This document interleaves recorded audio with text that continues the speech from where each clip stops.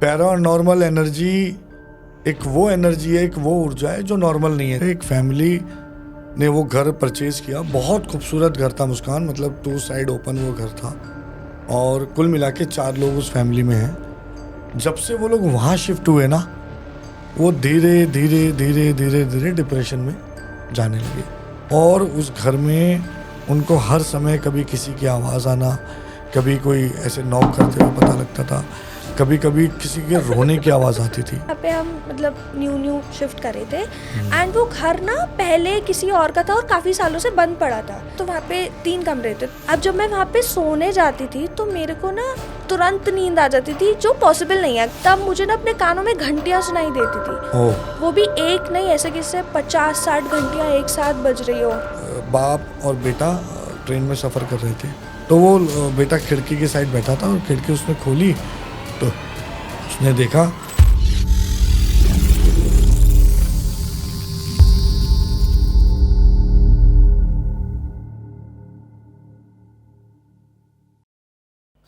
नमस्कार दोस्तों, मैं आज फिर आपके सामने उपस्थित हूँ द रियल अनटोल्ड स्टोरीज़ में अपने नए गेस्ट के साथ। जो आज के हमारे गेस्ट हैं वो यूट्यूब फर्टेनिटी से एक जाने माने पॉडकास्टर हैं और बहुत छोटी उम्र में इतना अच्छा काम उन्होंने किया है कि वो किसी इंट्रोडक्शन के मोहताज नहीं है।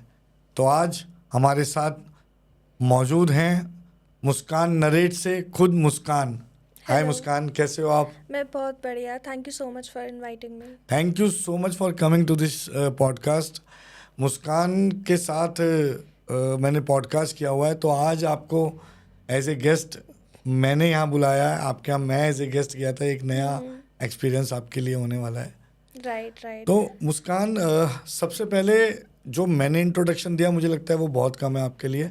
थोड़ा सा आप अपने बारे में बताइए, और बहुत छोटी उम्र में जो आपने ये यूट्यूब चैनल स्टार्ट किया, व्हाट इंस्पायर्स यू? ऐसा क्या हुआ और कैसे आपने सोचा कि मुझे ये करना है? क्योंकि इतने बड़े बड़े पॉडकास्टर हैं, बड़े बड़े चैनल्स चल रहे हैं, एंड देन आपने इसको किया, तो कमेंडेबल है। बताइए आप थोड़ा अपने बारे में। अच्छा, थैंक यू सो मच पहले तो। एंड सेकेंडली, वैसे मैं ना प्रोफेशन वाइज एक ऑथर हूँ एंड मुझे मतलब मैं घोस्ट राइटर की तरह काम करती थी, मतलब बाकी सीईओज वगैरह के लिए, इन्फ्लुएंसर्स के लिए या बाकी लोगों के लिए किताबें लिखना, उनके नाम से पब्लिश करना। तो फिर मुझे मेरी खुद की फर्स्ट बुक पब्लिश करनी थी। अब उसमें क्या चैलेंज था कि मेरे पास कोई प्रेजेंस नहीं थी, ना मैं इंस्टाग्राम पे फेमस थी या जो थोड़े बहुत फॉलोअर्स भी होते कुछ भी नहीं था। तो जिस जिस पब्लिशर के पास या एजेंट के पास मैं जा रही थी, उन सबका वही था कि आप किताब लिख भी लोगी, कंटेंट भी अच्छा है, कहानी भी अच्छा है, पर पढ़ेगा कौन? कि आपके तो कोई फॉलोअर ही नहीं है, तो आपकी तो किताब कोई पढ़ेगा ही नहीं। तो वहाँ से मेरी एक फ्रेंड है, उसने मुझे ये एडवाइस दिया कि आप अपने इंस्टाग्राम चैनल को बिल्ड करो, एक ब्रांड प्रेजेंस बनाओ, और फिर लोग आपकी किताब पब्लिश कर देंगे, बिकॉज आपके पास एक ऑडियंस होगी वो किताब पढ़ने के लिए। बिल्कुल ठीक बात है। हाँ, तो फिर तब मैंने यहाँ से अपनी इंस्टाग्राम की जर्नी स्टार्ट करी थी। बेसिकली मेरे को अपनी किताब बेचने के लिए करना था।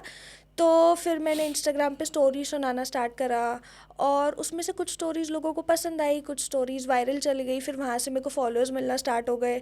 फिर मैंने नोटिस करा कि जितनी स्टोरीज़ मेरी वायरल हो रही थी वो थी जो मैं भूतों की कहानियाँ सुनाती थी। तो फिर मैंने इसको ही एज अ प्रोफेशन टेक कर लिया, थोड़ा स्टार्ट कर लिया। उसके बाद जब इंस्टाग्राम पे अच्छा रिस्पॉन्स आने लगा तो फिर मैंने पॉडकास्ट भी स्टार्ट कर दिया। पॉडकास्ट स्टार्ट करा तो फिर मैंने सोचा कि उन लोगों को बुलाना चाहिए जिनके पास रियल घोस्ट स्टोरीज़ हो या जिनके पास इन जनरली अच्छी कहानियाँ हो। तो फिर ऐसे मेरी जर्नी स्टार्ट हुई धीरे धीरे करके। जी जी जी जी, बट मुझे तो लगता है, आपको नहीं लगता बहुत छोटी उम्र में ये जर्नी स्टार्ट हो गई है?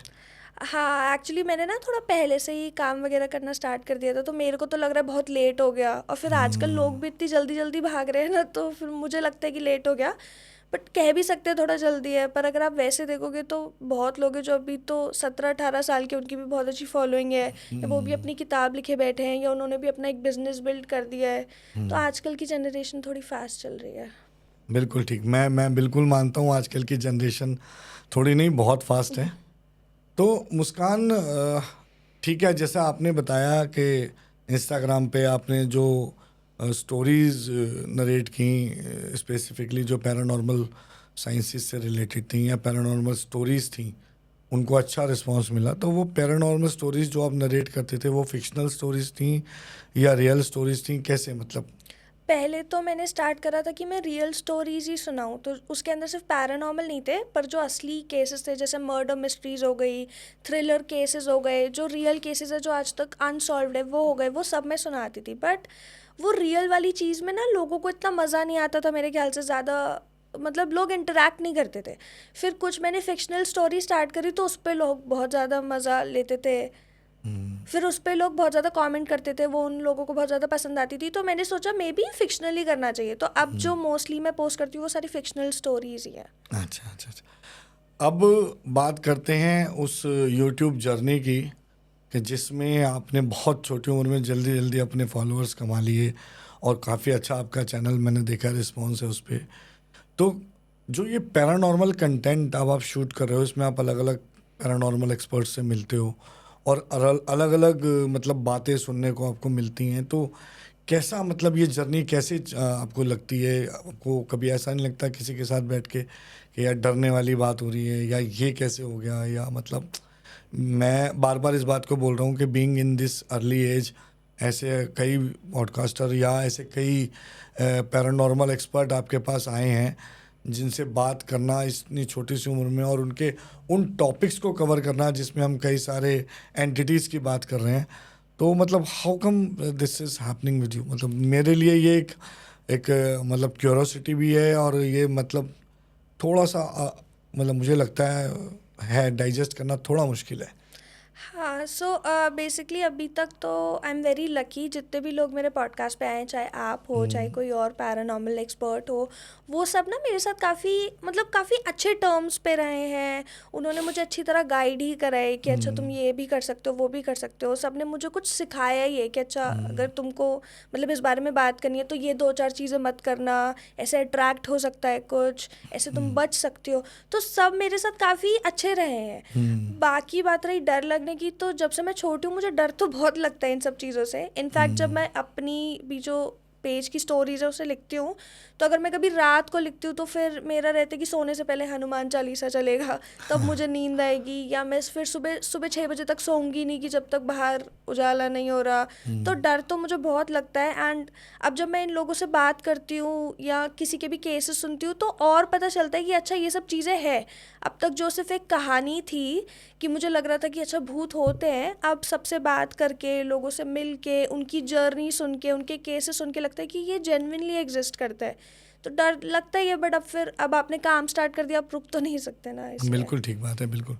सो मुस्कान, वो कौन सी स्टोरी है या वो कौन सा एक केस स्टडी है जो इतने लोगों से आपने बात की और आप तक रह गई? मतलब आपने चाहे पहले सुनाई हो या पहले सुनी हो, मैं चाहूँगा कि एक बार हमारे चैनल के ऑडियंस के लिए भी आप वो स्टोरी नरेट करो अगर आपको है तो। और आप एक स्टोरी टेलर हो, अगर आपसे कोई स्टोरी ना सुनी जाए तो फिर तो मुझे लगता है हमारा पॉडकास्ट अधूरा रह जाएगा हमारी ऑडियंस के लिए। So please. ठीक है, तो पहले तो मतलब स्टोरी पे भी हम आएंगे, बट पहले मैं आपको एक रियल वो बताती जी हूँ जी जी। जिससे मुझे लगा था कि मतलब मेरा एक विश्वास होता है वो और कंफर्म हो गया था। सो रिसेंटली तो नहीं कह सकते, कुछ टाइम पहले मैंने एक सर है राज वकार सर, उनका पॉडकास्ट लिया था। एंड राज वकार सर ना पैरानॉर्मल एक्सपर्ट हैं और वो वैसे नेचर वाइज वैसे काफ़ी अच्छे इंसान हैं। जब मैंने उन्हें पॉडकास्ट के लिए अप्रोच करा वो तुरंत मान गए। एंड अभी तक मेरी उनसे बात होती है तो वो मुझे काफ़ी गाइड करते हैं, अच्छी चीज़ें बताते हैं हर चीज़ में। सो वो गौरव तिवारी सर के दोस्त भी थे और उनके साथ काम भी करते थे। सो बेसिकली गौरव तिवारी जी कौन है, वो इंडियन पैरानॉर्मल सोसाइटी है वो उन्होंने ही फाउंड करी थी, उन्होंने ही बनाई थी। और ये लोग ये बताते थे, ये लोग प्रूव करते थे कि ये सब पैरानॉर्मल एक्टिविटीज़ एग्जिस्ट करती हैं। तो गौरव तिवारी सर बेसिकली एक लेजेंड है। उन्होंने इंडिया में ये सब इंट्रोड्यूस करा था, लोग बहुत उन्हें फॉलो करते थे। एंड समहाउ उनकी मिस्टीरियसली डेथ हो गई। अच्छा। तो जब राज वकार सर मेरे पॉडकास्ट पे आए थे तो उन्होंने इस बारे में बात करी थी कि क्या हुआ था, क्या प्रोसेस था, क्यों हुई थी ये सब चीज़ें। तब उन्होंने मुझे एक बात बताई थी कि जो राज वकार सर है उन्होंने गौरव तिवारी सर से काफ़ी बार उनकी डेथ के बाद कम्युनिकेट करने की कोशिश करी थी। ओह, डेथ के बाद मतलब उनकी सोल से। एंड आज तक भी वो सोल मतलब एक उम्मीद में है कि मे बी सर दोबारा उन्हें रीच आउट करेंगे, उनकी कहानी बताएंगे दुनिया को एंड ऑल। और मुझे लगता है कि ये एक बात है, जैसे आप उनके साथ बहुत क्लोज है, राज वकार सर, गौरव तिवारी के साथ, तो अभी भी एक टच में रहना एक ऐसे इंसान के साथ जो अब इस दुनिया में नहीं है, और बीइंग समवन जो इस फील्ड में काम करते हैं, वो पहले भी ऐसी चीज़ें कर चुके हैं, वो मुझे ऐसी चीज़ें बताते रहते हैं कि क्या होता है पैरानॉर्मल एक्टिविटीज़ जहाँ होती है तो वहाँ क्या होता है, जो केसेस उन्होंने करे थे वो कैसे गए। तो तब मेरे को लगता है कि कितना वियर्ड बात है कि हम भी एग्जिस्ट करते हैं और हमारे आसपास ऐसी एंटिटीज़ भी एग्जिस्ट करती है जो हमें दिखती भी नहीं है पर वो है, और सिर्फ कुछ लोग ही उस एंटिटी को देख सकते हैं या उससे बात कर सकते हैं या महसूस कर सकते हैं। बिल्कुल ठीक बात है। हाँ, तो ये एक पॉडकास्ट था जिसका मेरे पे बहुत ज़्यादा इम्पैक्ट पड़ा, जिसके बाद मुझे लगा कि हाँ, अगर मैं कहीं जा भी रही हूँ या रात भी हो रही है तो हो सकता है वहाँ कुछ हो, क्योंकि आपको नहीं पता ना किस जगह की क्या हिस्ट्री है। तो एक ये वो थी, मतलब ये स्टोरी नहीं है बट एक रियल लाइफ जो नहीं, बिल्कुल बिल्कुल बिल्कुल बिल्कुल। तो जेन्युइनली ऐसा होता है, मेरा भी लगभग I have told you in your podcast as well, it's more than 25 years I am working as a paranormal expert. और ये बहुत आसान लगता है लोगों को सुनने में कि कोई एंटिटी है या कोई मतलब हम किसी ऐसी दुनिया के लोगों से बात करते हैं जो आम नहीं है, जो शायद नॉर्मल नहीं है, इसीलिए उनको पैरानॉर्मल एनर्जी कहा जाता है। या और अक्सर मैं बात करता हूँ, लोग बात करते हैं पैरानॉर्मल एक्टिविटी क्या है और पैरानॉर्मल एनर्जी क्या है, तो ये दोनों अलग अलग चीज़ें हैं। पैरानॉर्मल एनर्जी एक वो एनर्जी है, एक वो ऊर्जा है जो नॉर्मल नहीं है। जैसे आप और हम नॉर्मल हैं, पशु पक्षी जीव जंतु, पानी में रहने वाले, आसमान में उड़ने वाले, सब नॉर्मल हैं।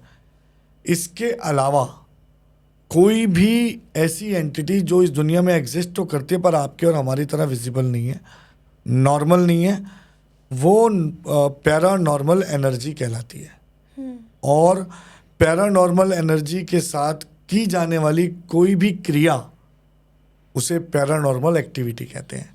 So this is the difference between both of them.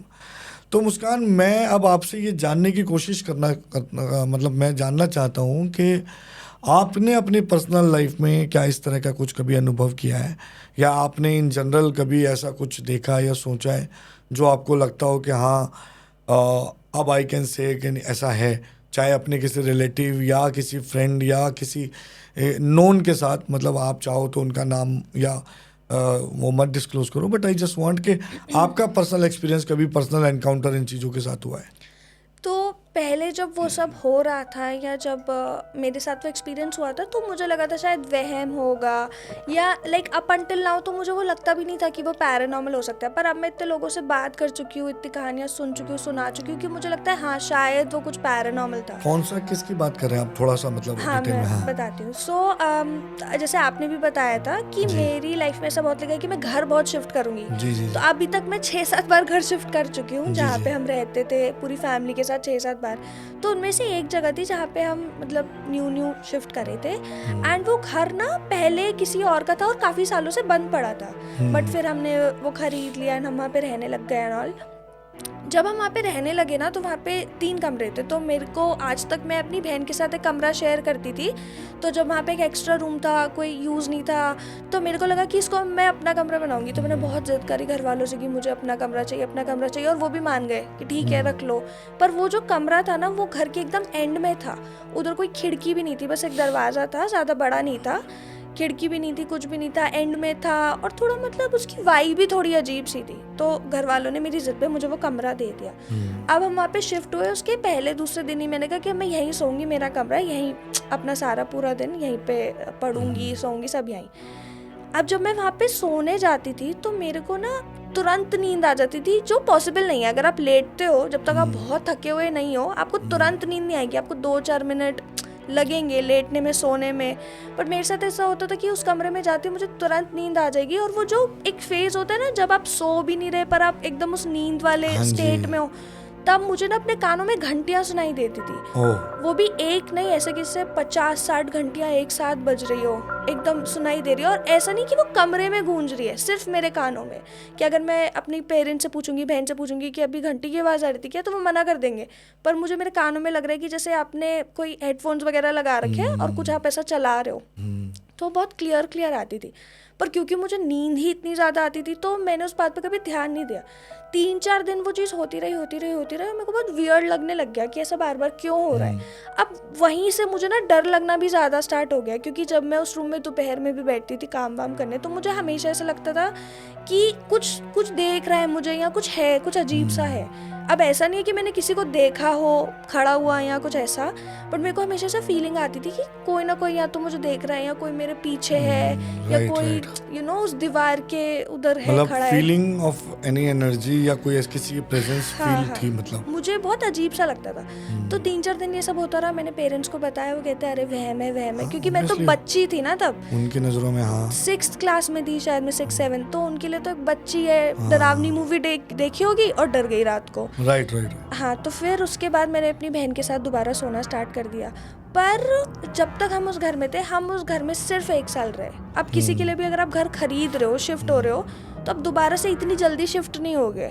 ठीक बात है। आप, क्योंकि वो बहुत हैसल का प्रोसेस है, पहले सारा सामान शिफ्ट करो, घर खरीद, मतलब बहुत हैसल का प्रोसेस है, तो कोई भी जल्दी शिफ्ट नहीं होना चाहेगा।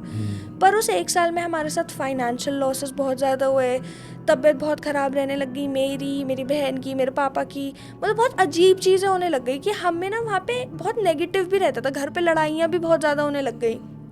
तो हम फिर पापा मम्मी ने डिसाइड करा कि अब यहाँ नहीं रहेंगे, और 1 साल के अंदर हम दोबारा शिफ्ट हो गए। वो घर बेच के कि अब नहीं रहना यहाँ पे, दोबारा शिफ्ट हो गए, जो वियर्ड है, अब करते नहीं हो। पर उस घर में ही कुछ ऐसा था, आई डोंट नो, तब तो मुझे ऐसा लगा नहीं, तब मुझे भी लगता था शायद वहम है, शायद कुछ और बात होगी। पर अब अगर मैं उस चीज़ पे देखती हूँ तो मुझे लगता है कि मे भी कुछ पैरानॉर्मल था, क्योंकि ये बहुत वियर्ड है। उसके बाद मुझे कभी ऐसे घंटियों की आवाज़ सुनाई नहीं दी, या कभी मुझे ऐसा नहीं लगा कोई मुझे घूर रहा है, कोई मुझे देख रहा है, या किसी की प्रेजेंस महसूस नहीं हुई। और फिर जो फाइनेंशियल लॉसेस वगैरह भी हुए थे, जो एक पूरे इन जनरल भी हमारा नुकसान हुआ था, वो सब चीज़ें अब मुझे रियलाइज़ करवाती है कि कुछ में भी हो सकता है। हो नहीं, बिल्कुल ठीक बात है। मेरा तो खैर इतना लंबा एक्सपीरियंस रहा है, तो और मैंने तो इन सब चीज़ों को कई बार मतलब फेस किया और एक्सप्लोर किया है, और ऐसे बहुत सारे केसेस आए हैं जहाँ पर पुराने या बंद घरों में लोगों ने शिफ्ट किया।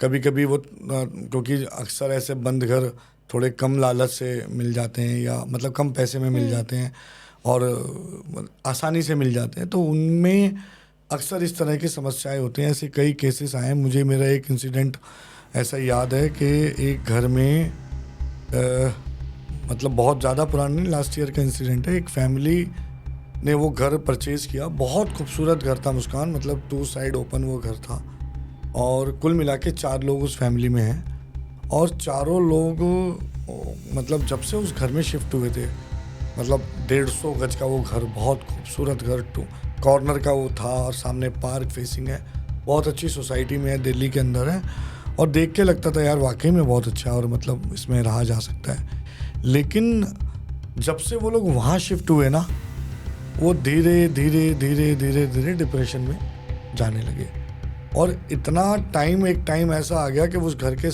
सारे मेंबर डिप्रेशन में आ गए। मतलब लिटरली 4 लोग उस घर में हैं, 4 में से जो 3 थे ना मेन, जैसे मदर और उनके 2 बच्चे, एक बेटा और एक बेटी, हाईली क्वालिफाइड सारे लोग, और इतने भयंकर डिप्रेशन में, हर समय डर सताना, डिप्रेशन में, एंजाइटी में। उनकी मदर का तो ये कंडीशन हो गया कि डिप्रेशन की उन्होंने, कहते हैं ना कि जो कोई दवाई इस दुनिया में नहीं होगी जो उन्होंने नहीं छोड़ी, मतलब सब दवाइयाँ ले रहे थे और रोना। और मैं आपको एक बात बताऊँ, एक दिन वो मुझे अपनी बेटी के साथ मिलने आए, और उनकी बिटिया अपनी किसी परेशानी को डिस्कस करते हुए ना रोने लगी, बहुत रो रही थी, and she was sitting just besides me, मेरे पास वो बैठी, and she was like this, और मैं बहुत देर तक ये ऑब्जर्व कर रहा था। उनकी बेटी इतनी आंसुओं से रो रही, she was literally हाउलिंग, and mother is like एकदम प्लेन फेस।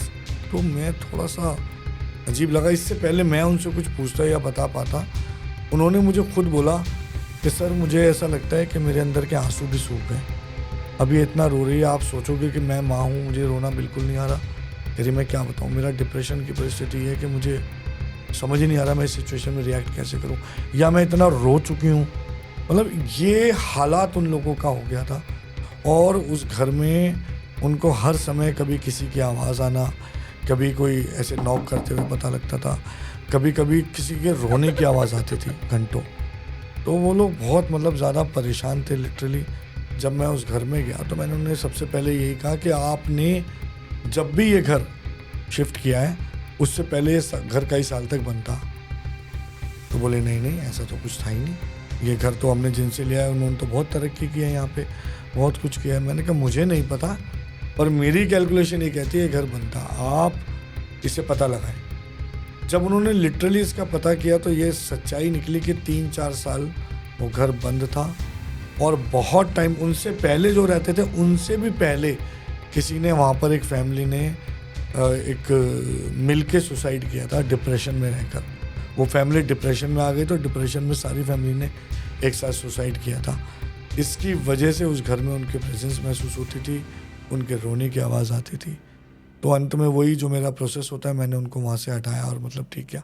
बट हाँ, ऐसे बहुत सारे केसेस हैं जो बंद घरों में हमें मतलब देखने को आते हैं। तो मतलब आई जेन्युइनली बिलीव कि किसी को भी जल्दबाजी में कोई भी ऐसा घर नहीं लेना चाहिए, उसकी अच्छे से तहकीकात करनी चाहिए, तब किसी उस पर आना चाहिए।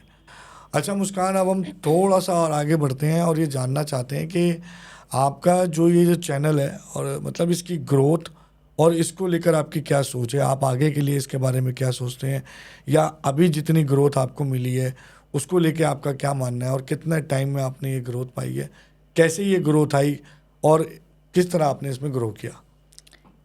ठीक है, तो अभी तो जैसे मैंने आपको बताया था कि मैंने अपनी बुक की वजह से ये सब खोला था। तो जैसे ही चैनल थोड़ा अच्छा ग्रो करा, मैंने अपनी बुक अब पब्लिश करी है, रिसेंटली फेब में ही पब्लिश हुई है। जी जी जी। तो अगर अब किसी को पढ़ना भी है तो वो मेरी बुक्स भी खरीद सकते हैं। पर अब मेरा यही एक आगे का गोल है कि अभी तो मैं मोस्टली अपनी बुक्स पे फोकस करूँगी। अब जैसे लोगों को मेरे से डरावनी और भूत की कहानियाँ सुनने में मज़ा आते हैं, तो मैं ऐसी हॉरर जॉनर में किताबें लिखूँगी। उसके बाद मेरा एक अभी बिज़नेस आइडिया भी चल रहा है जो भी मैं स्टार्ट करूँगी बहुत जल्द, और अपने चैनल के थ्रू मैं अपने बिज़नेस को एक वॉइस दे पाऊँगी कि अगर किसी को उस चीज़ में इंटरेस्ट है जो भी मतलब मैं प्रोडक्ट देने वाली हूँ, तो आपको मेरे चैनल के थ्रू ही पता चल जाए कैसे करना है। और जो मेरी ऑडियंस है वो सबके लिए, उन ऑडियंस के लिए काफ़ी अच्छा प्रोडक्ट होने वाला है। तो वो तो लाइक थोड़े टाइम में पता चलेगा क्योंकि अभी वो थोड़ा मेकिंग फेज में है। बाकी चैनल के लिए जैसे पॉडकास्ट चलते रहेंगे, वीडियोस चलती रहेगी, कहानियाँ चलती रहेगी, और आपके जैसे और जितने भी बढ़िया बढ़िया पैरानॉर्मल एक्सपर्ट हैं उनको बुला के उनसे कहानियाँ सुन के, ये सब तो चलता ही रहेगा अभी। हाँ, वेरी नाइस। तो आपने जैसे कहा आपकी एक बुक पब्लिश हो गई है, तो वो पूरी तरह पब्लिश हो गई है, मार्केट में अवेलेबल है? हाँ, या तो आप उसका नाम बताइए। मैं अपने गेस्ट को रिक्वेस्ट करूँगा कि वो बुक आप ज़रूर पढ़ें और जहाँ भी अवेलेबल है मुस्कान बताएं, वहाँ से लीजिए, बताइए। तो ये भी अमेज़ॉन, फ्लिपकार्ट वगैरह पे आपको मिल जाएगी। बुक का नाम है all that couldn't B. All that couldn't B. हाँ जी। Okay. और ये किताब साइकोलॉजिकल थ्रिलर है। मतलब बेसिकली इस किताब के अंदर ब्रेन पे कैसे इफेक्ट पड़ता है ट्रॉमा को, इस बारे में बात है। अच्छा। और ये एक मैरिड कपल के ऊपर किताब है।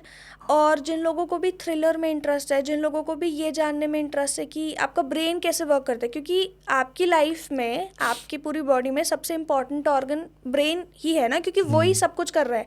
अगर आप हाथ उठा पा रहे हो, क्यों उठा पा रहे हो? आपका ब्रेन सिग्नल कर रहा है ना। आप कुछ भी सोच पा रहे हो, कुछ भी कर पा रहे हो, वो आपकी ब्रेन की वजह से है। मतलब ऑफ कोर्स सारे ऑर्गन्स इंपॉर्टेंट है, क्योंकि अगर एक भी फंक्शन नहीं करेगा तो आप नहीं रह पाओगे, नहीं हेल्दी रह पाओगे। बट ब्रेन बहुत इंपॉर्टेंट है, what I feel is. And अगर आपकी लाइफ में कुछ भी ट्रॉमा होता है, जैसे अगर आप पैरानॉर्मली मान लो कि अगर मेरे साथ वो इंसिडेंट जब मैं 6th में थी तब हुआ, अगर हम वहीं पे रहते और मेरे साथ वो बार बार होता रहता, तो हो सकता है कि मेरे ब्रेन पे कुछ एक नेगेटिव इम्पैक्ट पड़ता और आज जो मेरी लाइफ है, मेरी लाइफ वैसी ना होती। बिल्कुल ठीक बात। सिर्फ ये चीज़ नहीं, पर लाइफ में मान लो किसी का एक्सीडेंट हो गया, ब्रेकअप हो गया, कुछ भी बड़े से बड़ा छोटे से छोटा हो गया, सबसे ज़्यादा इम्पैक्ट मेंटली आपको ब्रेन पे पड़ता है। और यही एक एरिया है जहाँ पे हम बिल्कुल ध्यान नहीं देते। अगर आज आपको चोट लगेगी, आप उस पर मरहम पट्टी कर लोगे, पर अगर आपके साथ कुछ बुरा होगा, आप 2 दिन भी उसके बारे में ज़्यादा नहीं सोच पाओगे, क्योंकि लाइफ बढ़ती रहती है। तो अगर लोगों को जानने की ब्रेन पे कैसे इम्पैक्ट पड़ता है, तो ये किताब पढ़ के वो थोड़ा सा जान सकते हैं कि आपका ब्रेन कितना फ्रैजाइल है और आप कितनी चीज़ें मिस आउट कर देते हो लाइफ की भाग दौड़ में। वैसे तो ये फिक्शनल स्टोरी है, पर इसके अंदर ऐसी चीज़ें भी बहुत है, तो मज़ा आएगा लोगों को। बहुत मज़ा आने वाला है। मैं तो ज़रूर इस किताब को लेने वाला हूँ और उसको पढ़ूंगा ज़रूर, क्योंकि मुझे पढ़ने का बहुत शौक़ है शुरू से ही। इतना सब कुछ पढ़ा है, अलग अलग तरह कंटेंट पढ़ा है, तो ज़रूर पढ़ूंगा। जहाँ तक जितना मुझे आपसे सुन के समझ आया है कि इसको पढ़ने के बाद ना केवल आपको मज़ा आने वाला है बल्कि बहुत कुछ सीखने को मिलेगा, नया जानने को मिलेगा, और शायद ये आपके काम भी आ जाए।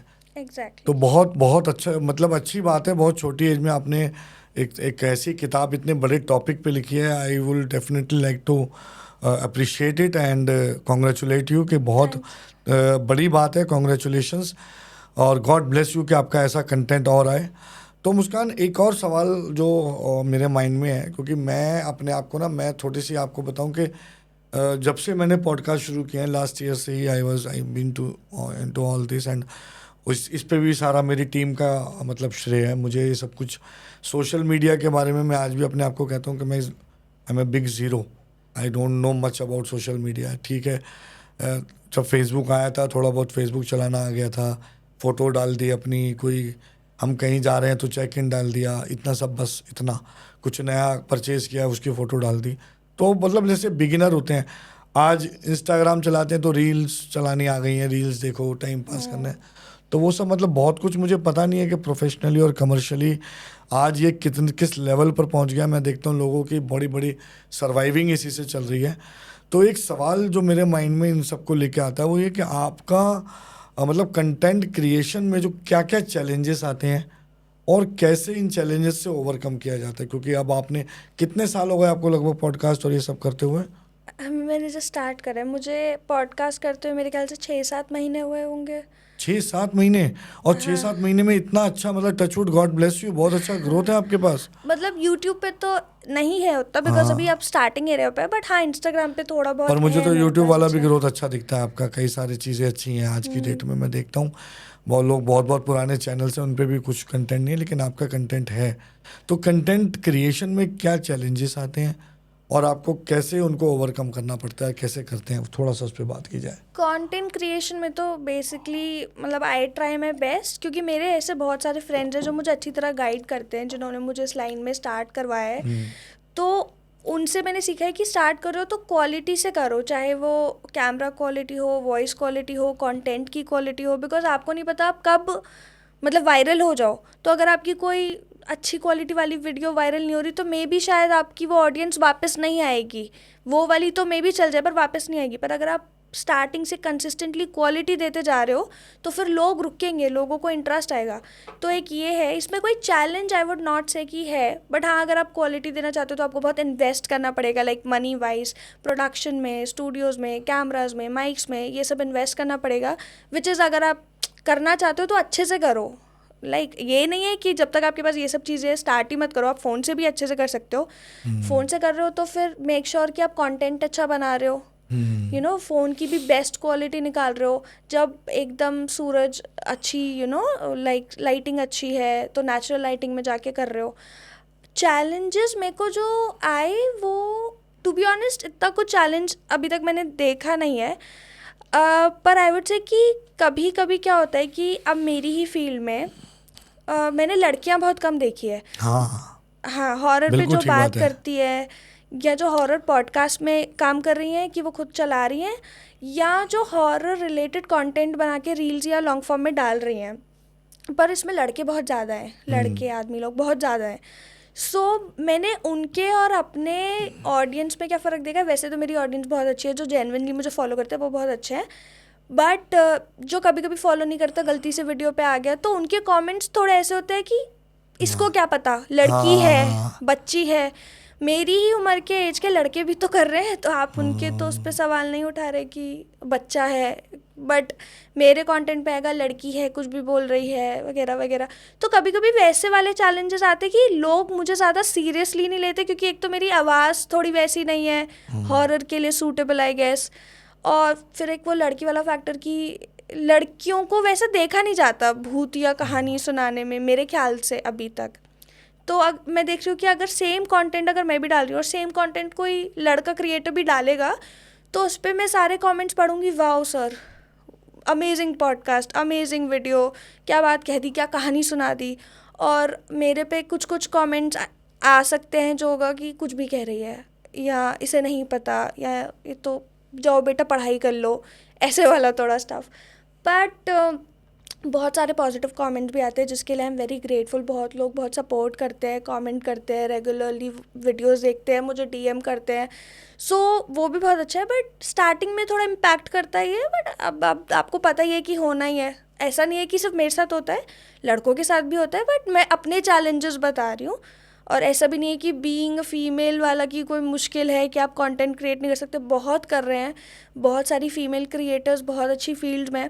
बट एक वो परसेप्शन है ना कि अगर आप फीमेल क्रिएटर हो तो मे बी आप शायद फैशन की बात करोगे या मे बी वैसे थोड़ी लाइन में कुछ बात करोगे, तो वो कभी कभी चैलेंज बन जाता है। But everything apart from that is good.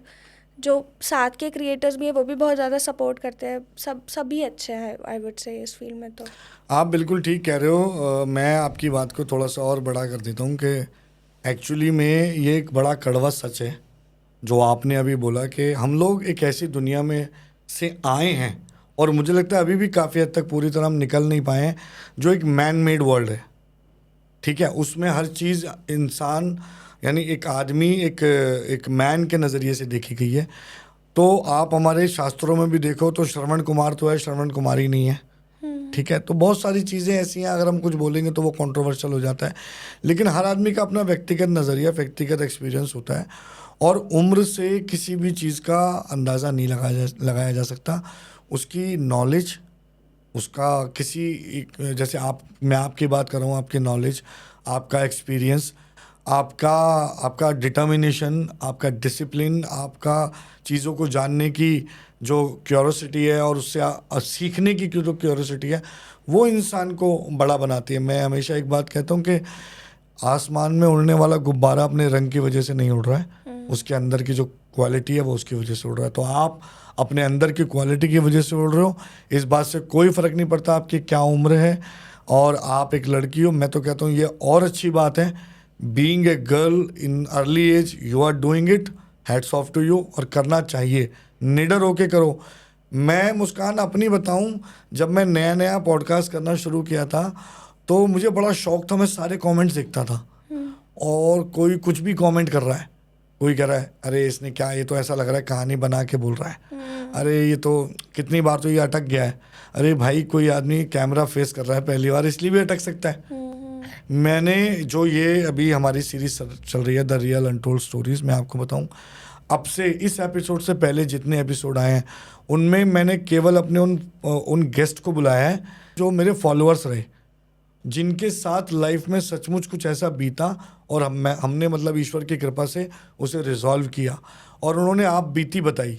तो मतलब वो जो कहानियाँ मैं पॉडकास्ट में सुना रहा हूँ, मेरे पास उसके एविडेंस है कि वो लोग खुद आकर भी वही कहानी सुना कर गए हैं। लेकिन जब लोग कमेंट्स आते हैं तो मैं पहले ना बहुत इम्पैक्ट हो जाता था, मुझे लगता था यार मुझे ऐसे नहीं बोलना चाहिए। जैसे मुझे याद है एक पॉडकास्ट में मैंने एक मंत्र बोला था, मतलब बहुत फेमस पॉडकास्ट था और उसका व्यूज़ मतलब बहुत ज़्यादा लैक्स में व्यूज़ थे उसके, 3 लाख प्लस 3.5 लाख के आसपास शायद अब भी व्यूज़ हैं उसके। तो मैंने उसमें एक मंत्र बोला था जस्ट ये समझाने के लिए कि प्रोनाउंसिएशन बहुत मैटर करता है। अगर आपका प्रोनाउंसिएशन गलत है तो आपको बहुत मंत्र का मतलब उल्टा हो जाता है। तो लोगों ने उस पर बहुत सारे कमेंट किए उस टाइम पे कि अरे कोई भी ऐसा मंत्र स्ट्रेट अवे कोई कैमरे के सामने नहीं बोलता, ये नहीं बोलता, आपने क्यों बोल दिया ये। तो मुझे लगा यार पता नहीं शायद मैंने कोई गलती कर दी। बाद में धीरे धीरे जब पॉडकास्ट बहुत सारे अब कर लिए तो ये समझ आ रहा है कि आपके इर्द गिर्द सब कुछ है, बहुत सारी पॉजिटिविटी है, बहुत थोड़ी बहुत नेगेटिविटी भी है। तो हम लोगों को उस रिमूव्ड टाइल थ्योरी से सीखना है कि एक थ्योरी थी कि एक बहुत सुंदर स्विमिंग पूल बनाया गया और उसमें बहुत खूबसूरत टाइल्स लगाई गई, सिर्फ कहीं एक कोने में नीचे एक टाइल हटा दी गई। तो जो भी स्विमिंग करने जाता था वो अंदर से बाहर आके पहली बात ये बोलता था वहाँ एक टाइल मिसिंग है। तो इंसान की सोच है वो नेगेटिविटी पे जल्दी जाती है कि अरे यार एक टाइल नहीं है, जबकि सब जगह टाइलें हैं। तो और लोग ना जजमेंटल बहुत हैं, मतलब बहुत जल्दी उन्हें जज करने की सामने वाले को किसी भी तरह। मतलब एक स्टोरी जब मैं एक सर्टिफाइड लाइफ स्किल ट्रेनर भी हूँ, तो मैं जब कॉर्पोरेट्स के साथ कॉर्पोरेट ट्रेनिंग करता हूँ तो उसमें एक स्टोरी अक्सर सुनाता हूँ कि उस स्टोरी में एक बाप और बेटा ट्रेन में सफ़र कर रहे थे। तो बेटा उसका 21 साल का था। सफ़र करते करते मतलब और भी लोग होते हैं, तो वो बेटा खिड़की की साइड बैठा था और खिड़की उसने खोली तो उसने देखा और बाहर की तरफ वो बहुत मतलब अजीब व गरीब तरीके से बाहर दिख रहा था। और फिर कुछ देर देखते देखते उसने अपने पापा को बोला, पापा पापा देखो ये बादल हमारे साथ चल रहे हैं, पापा पापा देखो ये चांद भी हमारे साथ चल रहा है, पापा देखो ये सब चीज़ें कैसी अजीब लग रही हैं। तो सामने बैठा हुआ एक व्यक्ति को थोड़ा मतलब अजीब लगा, बोले 21 साल का लड़का ये कैसे बात कर रहा है। तो उसने चुपचाप से उस लड़के के फादर के कान में आकर बोला कि आपका बेटा ही है? उन्होंने कहा हाँ जी। बोला आप इसका इलाज क्यों नहीं कराते? बोले इसको इलाज की ज़रूरत ही नहीं है, बिल्कुल ठीक है। कह रहा है दरअसल ये जन्म से ब्लाइंड था, मैंने इसका कल ही ऑपरेशन कराया अभी रिसेंटली, और कल ही इसकी आँख की पट्टी खुली है। इसने पहली बार ये दुनिया देखी है, तो जो पहली बार इस दुनिया को देखेगा वो ऐसे ही रिएक्ट करेगा, उसकी उम्र कुछ भी हो। मुस्कान, ये बात बिल्कुल ठीक है। जैसे मैंने अभी स्टोरी बताई कि लोग जज करने के बहुत जल्दबाजी में और बहुत सबको जज करते हैं, और ये आपकी बात बिल्कुल सही है कि अगर कोई लड़का इस एज में पॉडकास्ट कर रहा है पैरानॉर्मल का तो उसको सीरियसली ले लेंगे। और आपको जैसे आपने कहा ऐसा कुछ लोग हर जगह होते हैं, जैसे मैंने कहा नेगेटिव और पॉजिटिव लोग हर जगह होते हैं। बट एक चीज़ मैंने भी नोटिस किया, आई don't no, correct me if I am wrong, but मैंने देखा इंस्टाग्राम पे एक छोटी सी बात या कोई छोटा सा कंटेंट अगर कोई लड़की बोल रही है तो उसके व्यूज़ मिलियंस में है, और वही बात एक नॉर्मल लड़का बोल रहा है तो व्यूज़ ख़त्म है।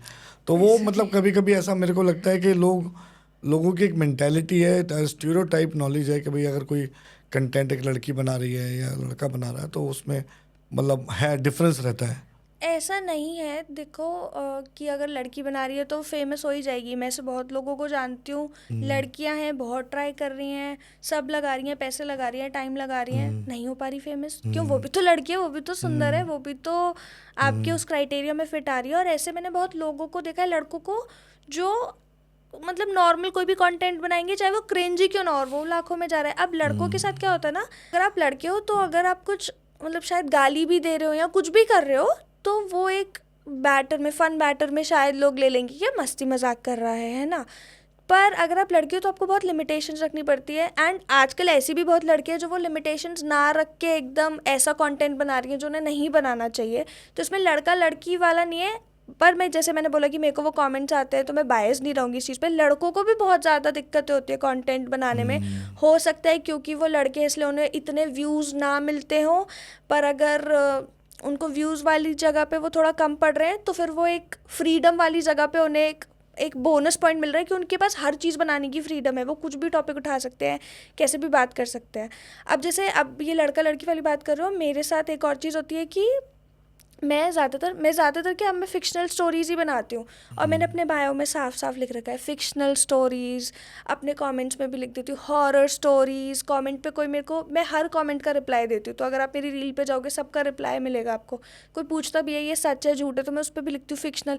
फिर भी लोग आके मेरे को क्या कॉमेंट करते कि आप तो मिस इन्फॉर्म कर रही हो, आप तो जनता भटका रही हो, आप तो मतलब ऐसी चीज़ प्रमोट कर रही हो जो एग्जिस्ट ही नहीं करती। पहली बात तो आपको कैसे पता नहीं करती एग्जिस्ट? हो सकता है ना कि पैरानॉर्मल चीज़ें भी होती हैं, पर वो स्टोरी तो झूठ है, मैं मानती हूँ, वो बात मैं एक्सेप्ट भी कर रही हूँ। पर फिर लोग उसको ले जाते हैं कि मैं जनता को या ऑडियंस को भटका रही हूँ। पर ऐसा नहीं है ना, कहानियाँ तो यही होती है ना, मनगढ़ंत ही होती है। अब अगर कोई लव स्टोरी भी है तो वो भी तो मनगढ़ंत हो सकती है, सच में थोड़ी वो दो कैरेक्टर्स हैं और वो दोनों प्यार में पड़ गए। इतनी सारी मूवीज बनती है, चाहे वो लव स्टोरी हो, वो स्टोरी हो। जितनी भी मूवी है, चाहे वो बॉलीवुड में हो या हॉलीवुड में, 70 to 80% सब इमेजिनेशन है। हाँ, मनगढ़ंत ही और तो है। मन से ही निकली हुई कहानी है, क्रिएशन है। हाँ, तो वो सब सच थोड़ी होती हैं। वही तो, जब आपको वो से दिक्कत नहीं है, वो आप एंटरटेनमेंट ले रहे हो, तो फिर मेरे उसमें आप न्यूज़ क्यों ढूंढ रहे हो? मैंने ये तो कभी नहीं बोला मैं न्यूज़ रिपोर्टर हूँ, मैं तो न्यूज़ बताऊँगी। अगर मैं वो सब करती तो मैं गलत थी। तो but coming back to your point, challenges दोनों को ही आते हैं। लड़कियों को थोड़े डिफरेंट आते हैं, लड़कों को थोड़े डिफरेंट आते हैं। पर I will still say content creation काफ़ी रिवॉर्डिंग है इन इट्स ओन टर्म। तो अगर आपको स्टार्ट करना है तो इट डजेंट मैटर आप लड़की हो लड़का हो, आप करो स्टार्ट। बस लोगों की बातों पे ज़्यादा ध्यान मत दो, जो पॉजिटिविटी आ रही है उसको लो, जो नेगेटिविटी आ रही है उसको अच्छा ठीक है थैंक यू कह के हटा दो। मैं अपने नेगेटिव कमेंट्स पे यही करती हूँ, अच्छा okay thanks for the feedback, ध्यान रखूँगी मैं अगली बार से, यही सब। Very very well said Muskan. But हाँ, ये बात तो बिल्कुल सही है कि सबके अलग अलग चैलेंजेस हैं, सबके अपने अपने तरह के चैलेंजेस हैं। और मैं इस बात से भी इत्तेफाक रखता हूँ कि अप टू सर्टेन लेवल कुछ लोग, जैसे आप बीइंग ए मैन या बीइंग ए मेल, आपके पास कुछ चीज़ें होती हैं कि आप बहुत आसानी से उनको बोल देते हो, जैसे गाली देना है या कुछ भी बोलना है। ये बहुत कॉमन वो बन गया है फिनोमिना आज की डेट में। मैं देखता हूँ बहुत सारे पॉडकास्टर इसकी वजह से फेमस भी हो गए हैं, या ठीक है उसकी उनकी अपनी ऑडियंस है, शायद उनको वो कंटेंट वो कनेक्ट कर पाते हो या कुछ भी होता हो। बट हाँ, बहुत सारे रिसेंट एक्सपीरियंसेस से बहुत कुछ लोगों ने सीखा भी है। और मैं समझता हूँ हर चीज़ की एक सीमा तय होनी चाहिए, शायद जो जिस पे ऑलरेडी अब गवर्नमेंट काम भी कर रही है कि एक लिमिट, बहुत एक मेजर इंसिडेंट हुआ है वो सबको पता है कि, लेकिन उसके बाद थोड़े बहुत लिमिटेशंस पे काम हो रहा है। तो मेरा अपना मानना ये है कि अगर आप एज ए पॉडकास्टर कंटेंट बना रहे हो तो focus on your content rather than the add ons, कि मैं ये इसको इस तरीके से इम्प्रेसिवली बोल दूं, या कोई गाली बककर बोल दूं, या मैं बहुत अजीबोगरीब शब्दों में बोल दूं। तो वो मतलब there should be a set limit, आपको अपनी लिमिट पता होनी चाहिए। और हम लोग कहीं ना कहीं अपनी कंट्री, अपनी सभ्यता और इन सब चीज़ों का भी ख्याल रखें, वो बहुत ज़रूरी है। अगर आपका कंटेंट अच्छा है, जैसा कि अभी आपने कहा है, और वो अच्छा है और वो इन्फॉर्मेटिव है और उस लोगों के काम आने वाला कंटेंट है, नो डाउट आज नहीं कल, कल नहीं परसों आपको ऑडियंस ज़रूर मिलेगी। तो उससे थोड़ा सा मतलब वो होना चाहिए। तो चलो, ये थोड़ा ऑफ द टॉपिक हमारा डिस्कशन हो गया, और ये भी मुझे लगता है ज़रूरी है एट टाइम्स। अभी हम बात कर रहे थे तो एक बात और जो मेरे मन में अभी आई है, जो हमारी क्रिएटिव टीम से भी एक क्वेश्चन है और ये सवाल आया है कि जैसे आप फिक्शन स्टोरीज़ लिखते हो तो, और या आगे फ्यूचर में लिखोगे, तो अगर आप फिक्शन स्टोरीज़ में किसी पैरानॉर्मल स्टोरी को लिखते हो, या कोई तांत्रिक से रिलेटेड, तंत्र विद्या से रिलेटेड किसी कहानी पे लिख रहे हो, या ब्लैक मैजिक से रिलेटेड कोई स्टोरी लिखते हो, तो क्या आप इस तरह के लोगों को अप्रोच करोगे उनसे जानने के लिए, या आपने पहले कभी किया है, या आपको किसी भी ऐसे तांत्रिक से या किसी भी ऐसे पैरानॉर्मल एक्सपर्ट से वो इंस्पिरेशन मिली हो, वो वाइब्रेशंस आई हो कि नहीं यार इसकी स्टोरी अच्छी है और इसने मुझे इंस्पायर किया है, मैं भी ऐसी स्टोरी लिखूंगी? थोड़ा सा इस बारे में और बात करते हैं। तो जैसे अभी अगर आप पूछो कि मैंने अब तक किसी से ऐसे बात करी हो, तांत्रिक से या किसी बाबा से, और फिर उनके पास स्टोरी लिखी हो, तो वैसे तो कुछ नहीं हुआ, क्योंकि मैंने अब तक घोस्ट स्टोरी बुक फॉर्म में नहीं लिखी, सिर्फ स्क्रिप्ट्स लिखी है अपने कंटेंट के लिए। पर अब क्योंकि एक वही चीज़ है जो मेरे से लोगों को चाहिए या पसंद आ रही है, तो अब मैं घोस्ट स्टोरीज भी ऑब्वियसली लिखूंगी, बुक्स भी लिखूंगी भूत की कहानियों पे वगैरह वगैरह। जब मैं वो करूँगी तब फॉर श्योर मैं इन लोगों को अप्रोच करूँगी, जैसे तांत्रिक हो गए, पैरानॉर्मल एक्सपर्ट हो गए, जो इस फील्ड में काम कर रहे हैं, जो मतलब अभी इस फील्ड में नोन है, या जो नोन नहीं भी है बैक एंड पे काम कर रहे हैं पर वो जेन्युइन काम कर रहे हैं, उनको सारी नॉलेज है।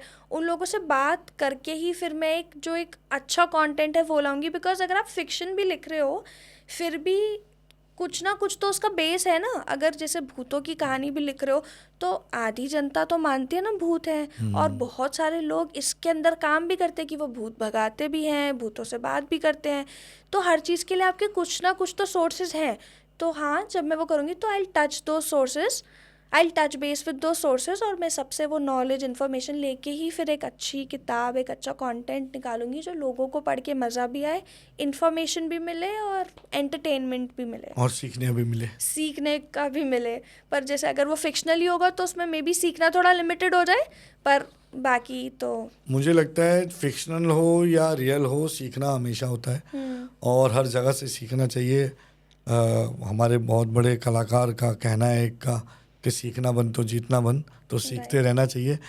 अब मैं एक और बात जो मेरे मन में है, जो मेरा अपना सवाल है, एज ए फीडबैक मैं जानना चाहता हूँ कि आपके साथ हमने पॉडकास्ट किया और वो मुझे लगता है कि काफ़ी मेरे लिए, मेरे नज़रिए से काफ़ी अच्छा पॉडकास्ट था। एंड आई अप्रिशिएट यू कि जो क्वेश्चंस आपने पूछे मुझे इवन मेरे कई फैमिली मेम्बर्स ने और रिलेटिव्स ने उसके लिए अप्रिशिएट किया कि बहुत ऑफिस टीम जो हमारी है उन्होंने भी बोला कि मुस्कान ने बहुत अच्छे सवाल और ऐसे सवाल पूछे हैं जो रोज़मर्रा लाइफ में एक आम आदमी के दिमाग में हो आते सकते हैं। हैं, तो वो बहुत अच्छे थे। आपका मेरे साथ एक्सपीरियंस कैसा रहा, वो पॉडकास्ट के बारे में आपका क्या फीडबैक है, और आप कुछ अगर हमारी ऑडियंस को बताना चाहें तो इट विल बी ग्रेट। हाँ, तो ये मैंने उस दिन ऑफ कैमरा भी काफ़ी बार बोला था, ऑन कैमरा भी बोला था कि मुझे आपका ऑरा, आपकी वाइब बहुत पसंद आई। जैसे ही आप स्टूडियो में आए, एक मतलब एक अच्छी वाइब आने लग जाती है किसी से कि हाँ मतलब कोई अच्छा आया है, नॉलेजेबल जी आया जी है, कोई कंफर्टिंग प्रेजेंस आई है। जी जी तो वो तो मैंने आपको ऑफ कैमरा भी बोला था। जी फिर जी जी जो भी आपकी बातें थी वो भी कोई ऐसी बातें नहीं थी कि आपने कुछ भी बोल दिया, सारी नॉलेजेबल बातें थी, सारी ऐसी बातें थी जिसका कुछ सोर्स था, कुछ बैक स्टोरी थी, जिसकी वजह से मैंने भी आपको कहा था कि मैं पर्सनली खुद आपके ऑफिस में आके अपने जो एस्ट्रोलॉजी रिलेटेड क्वेश्चंस है, जो प्रॉब्लम्स है, उनका एक सोल्यूशन निकलवाऊंगी। तो मेरा फीडबैक तो इज़ ऑब्वियसली एक्सीलेंट। मेरे को बहुत मज़ा आया आपके साथ पॉडकास्ट करके, बहुत अच्छा लगा आपके साथ बातें करके।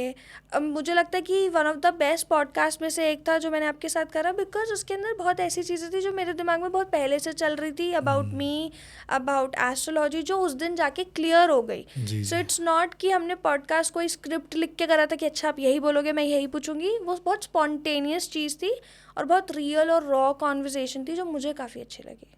Thank you so much. मेरे लिए ये एक इंस्पिरेशन भी है, और मुझे जब भी ऐसा लगता है कि कुछ अच्छा सुनने को मिलता है और लोगों से बात करके अच्छा लगता है, तो एक नई इंस्पिरेशन, एक नई ऊर्जा आती है अपने काम को और अच्छे से करने की और आगे बढ़ाने की। एक चीज़ जो बहुत अच्छी आपने की थी, वो पहली बार किसी पॉडकास्ट में मेरे साथ हुई थी, हैविंग ए लाइव कुंडली। हाँ हाँ वो हाँ। जो एक्सपीरियंस था वो, और अगर आप बताएं तो मुझे वो बहुत अच्छा लगा। मेरे को क्या लगता है ना कि आज तक मैंने भी जो एस्ट्रोलॉजी रिलेटेड पॉडकास्ट देखे हैं उसमें बहुत ऊपर ऊपर की बातें जी हुई थी। हमने भी ऐसा नहीं है कि बहुत डेप्थ में जाके बात करी, पर हमने क्या करा कि हमने हर चीज़ का एक पूरी अंदर तक जानने की कोशिश करी। अब फिर वहाँ पे मैं अपनी ऑडियंस को ये भी दिखाना चाहती थी कि अब देखो, ज़्यादातर लोग क्या करते हैं कि अगर वो ऑनलाइन है, वो पॉडकास्ट पे हैं, या वो इन जनरल इंटरनेट पे भी है, तो वो अपना बेस्ट साइड दिखाना चाहते हैं। ठीक बात है। मुझे पहले से ही पता था मेरी कुंडली अच्छी नहीं है, तो मुझे लगा कि अगर मैं आपसे अपना लाइव कुंडली रीडिंग करवाती हूँ तो उसमें कुछ ऐसी बातें भी निकलेगी जो मैं नहीं चाहती थी कि लोगों को पता चले, पर उससे लोगों को एक ये आइडिया भी मिल जाएगा कि सच ही है, कि कोई अपने लिए इतना वो तो गलत तो नहीं बुलवाएगा। उसमें ऐसा तो था नहीं कि आपने बोल दिया कि मेरी तो कुंडली में अच्छा ही अच्छा लिखा है, या कुछ झूठ बोला हो, जो लिखा था वो आपने बोला। विच इज़ बहुत लोगों के मन में ना, जब जब लोगों की लाइफ में फेलियर्स आते हैं या कुछ सेटबैक्स आते हैं, कुछ दिक्कतें आती है, सबसे पहला ख्याल उनका भगवान, कुंडली, किस्मत यही आता है। और तब अगर उन्हें राइट गाइडेंस मिल गई तो वो अपनी लाइफ में कुछ अच्छा कर सकते हैं, और अगर उन्हें रॉन्ग गाइडेंस मिल गई तो वो बर्बाद भी हो सकते हैं, क्योंकि फिर वो इन्हीं चीज़ों में उलझ के रह जाएंगे। क्योंकि मुझे आपकी वाइब, आपकी नॉलेज अच्छी लगी, मुझे लगा कि आप जेन्युइनली लोगों की हेल्प कर रहे हो और कर सकते हो, और मेरी ऑडियंस देखेगी तो उनकी भी हेल्प होगी। इसलिए फिर मैंने अपनी ही कुंडली पढ़वा दी कि चलो अच्छा है बुरा है, पर लोगों को एक ऑथेंटिक कंटेंट मिलेगा, उन्हें पता चलेगा कि आप भी ऑथेंटिक हो, आप जेन्युइन बात बताते हो। अगर बुरी भी है तो भी मुंह पे बताओगे, अच्छी भी है तो भी मुंह पे बताओगे। और फिर अगर किसी को जेन्युइनली आपसे हेल्प चाहिए होगी तो आप हो यहाँ पे, आपसे हेल्प लें। नहीं, थैंक यू सो मच। मुझे ऑफ कैमरा मतलब पीछे कुछ लोगों ने ऐसे जब बात मैं सुनी कि वो लाइव कुंडली के बारे में, तो एक और बात मेरे सुनने में आई कि भाई हो सकता है इन लोगों ने वो कुंडली पहले सब दिखा के, पहले सब पूछ के बात कर ली हो। तो आप बताएं कि वो कुंडली हमने पहले देखी थी, ऑन द स्पॉट देखी नहीं, थी, वो तो और ऑन द उसमें जो स्पॉट जो था। चीज़ें बताई थी, जैसे even there was a health issue जो मैंने उसमें बताया था, एंड यू टोल्ड कि 2 दिन पहले ही you get that test done. हाँ, तो वो सब चीज़ें तो मतलब हाँ, बिल्कुल तो लाइव था। आपको तो मतलब मेरा नाम वगैरह ही तो पता था, आपको डेट ऑफ बर्थ, बाकी जो आपने इन्फॉर्मेशन मांगी वो सब मैंने आपको ऑन द स्पॉट ही दी थी। और उसके अंदर जैसे हेल्थ इशू की बात हो गई, या जो फाइनेंशियल प्रॉब्लम्स की बात हो गई, जो घर फैमिली, शिफ्टिंग था। हाँ फैमिली प्रॉब्लम्स की बात हो गई, वो सब आपको नहीं पता था, बिकॉज हम फर्स्ट टाइम मिल रहे थे ना जी आपको मेरी हिस्ट्री पता है ना मुझे आपकी हिस्ट्री पता है। तो आपको जो भी दिखा, आपने जो भी पढ़ा, आपने वो मुझे बता दिया, जिसमें से अगेन उसमें नेगेटिव चीज़ें भी थी, बट वो सच थी। अब है हेल्थ प्रॉब्लम तो है, अब अब कोई अपनी हेल्थ प्रॉब्लम झूठी तो बनाएगा नहीं, और अगर बना भी लेगा तो बैक डेट से रिपोर्ट्स कैसे ला सकते हो आप हॉस्पिटल की। तो मैंने वो तब भी बोला था पॉडकास्ट में भी कि हाँ, जो आपने बोला था कि मुझे पीसीओडी हो सकता है, वो मुझे ऑलरेडी है, मेरे को पीसीओडी है। आपने बोला था कि मुझे सोने में दिक्कत होती है, एनजाइटी रहती है, वो सब भी चीज़ें हैं। मैंने बहुत बार थेरेपिस्ट को भी देखा है इस चीज़ के लिए, और बहुत और भी चीज़ें करी है। बट अब आप इनको क्या ही डिनाई करोगे, जब लिखा भी है भी तो ठीक है, अब क्या कर सकते हैं। बट हाँ, it was a good experience for me as well, क्योंकि मुझे भी पता चला कि क्या एक कितनी ऑथेंटिसिटी होती है, कि अगर आप बता रहे हो मेरे साथ तो हो रहा है, चाहे वो बिलीव ना करे, पर मेरे को तो बिलीव हो ही रहा है ना कि हाँ ये तो सच है, ये तो मेरे साथ हुआ है, तो मेरा एक यकीन पक्का हो गया। Good for me. तो वो अच्छा था। अच्छा, एंड में आते आते एक बात जो मैं अक्सर अपने हर गेस्ट को बोलता हूँ करने के लिए, और आपसे भी मेरी वही रिक्वेस्ट है, क्योंकि हो क्या रहा है इतने लंबे जीवन में मैंने एक चीज़ देखी है कि बहुत सारे लोग हैं जो बहुत अजीबोगरीब या पैरानॉर्मल एनर्जीज को महसूस करते हैं, या बहुत सारी ऐसी चीज़ें हैं जो महसूस कर रहे हैं पर उस पर बात नहीं कर रहे। और उसका सबसे बड़ा कारण या तो होता है fear of being getting judged, कि कोई उन्हें जज करेगा कि तुम पागल हो, तुम ऐसी बातें सोच रहे हो, तुम अनपढ़ हो, तुम्हें समझ नहीं है, या लोग डांट देते हैं बच्चों को, जैसे आपने अपने ही बताया, पेरेंट्स कहते हैं तो कुछ नहीं है, सब बकवास है। तो मैं सबसे कहता हूँ कि ये एक ऐसी चीज़ है जिसको नज़रअंदाज ना किया जाए, इस पे बात की जाए। आपका क्या कहना है इसके ऊपर? क्योंकि अगर आप बात नहीं करोगे तो समाधान तक नहीं पहुंचोगे।